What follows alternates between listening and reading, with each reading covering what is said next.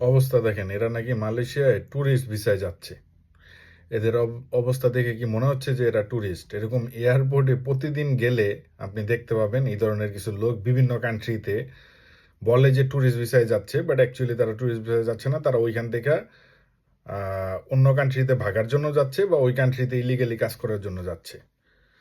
So এগুলা কইরা আসলে ওভারঅল পুরা বাংলাদেশের পাসপোর্টের স্ট্যান্ডার্ড, বাংলাদেশি পাসপোর্ট দেখলেই এয়ারপোর্টে দেখেন না আপনাদের সাথে কেমন করে বাইরের দেশের লোকেরা, অনেকেই তো ফেস করেন। তো শুধু বাংলাদেশ না, পাকিস্তানেরও সেম। আমি মিডল ইস্টে যখন যাই তখন দেখি এদেরকে এক্সট্রা ভাবে চেক করা হয়। ঠিক আছে, ভালো প্রোফাইলের লোক আছে, কিন্তু এই ধরনের লোকজন বেশি আমাদের এন্ড থেকে। ঠিক আছে। উম, ওই ক্ষেত্রে কিন্তু শ্রীলঙ্কান, তারপরে ইন্ডিয়ানরাও আছে। ইন্ডিয়ান একটা আনএডুকেটেড ক্যাটাগরি আছে যারা এই ধরনের কাজ করে, বাট ইন্ডিয়ান এডুকেটেড ক্যাটাগরি আবার এই টাইপের ইয়াতে নাই। তো এগুলা আসলে যতদিন পর্যন্ত বন্ধ না হবে ততদিন আমাদের আসলে ওভারঅল উন্নতি কিন্তু হবে না, মানে পাসপোর্টের দিক দিয়া।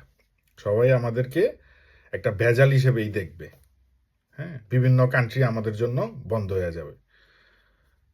এই জিনিসগুলো আসলে অফ করা উচিত।